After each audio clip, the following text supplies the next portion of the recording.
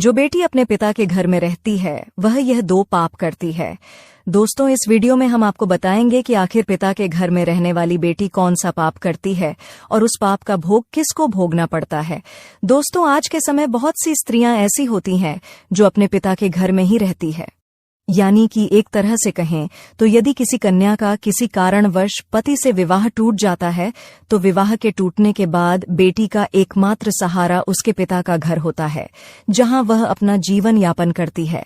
पर कुछ माँ बाप ऐसे भी होते हैं, यदि उनकी बेटी का एक रिश्ता शादी होने के बाद टूट जाता है तो पिता अपनी बेटी के लिए एक दूसरा रिश्ता ढूंढने लगते हैं। पर जब तक बेटी पिता के घर में रहती है, वह बेटी कौन सा पाप करती है और उस पाप का भोग किसको भोगना पड़ता है, आइए जानते हैं।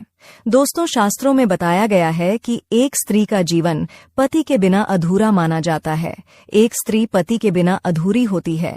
एक स्त्री का संपूर्ण जीवन पति के साथ ही गुजारना उत्तम माना जाता है। पर दोस्तों, कुछ परिस्थितियां ऐसी बन जाती हैं जो किसी विवशता के कारण स्त्रियों को अपने पिता के घर पर ही रहना पड़ जाता है, क्योंकि शादी के बाद कुछ स्त्रियों का पति सही नहीं होता है तथा कुछ स्त्रियों का पति अत्यंत क्रोध करने वाला अथवा मारपीट करने वाला होता है, जिसके कारणवश स्त्रियां अपने पति से अलग हो जाती हैं और वह अपने पति के घर को छोड़कर अपने पिता के यहाँ रहने लगती है। शास्त्रों के अनुसार माना जाता है कि एक स्त्री पतिव्रता तभी मानी जाती है जब स्त्री पति की उपस्थिति में श्रृंगार करती है।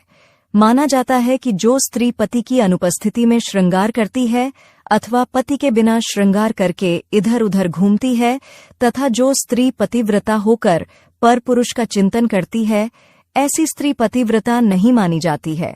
जो स्त्री छोटी छोटी बातों पर पति से मनमुटाव कर पिता के घर आ जाती है तथा पति के क्रोध को जरा सा भी सहन न कर तुरंत अपने पिता के घर आ जाती है, ऐसी स्त्री पतिव्रता नहीं मानी जाती है।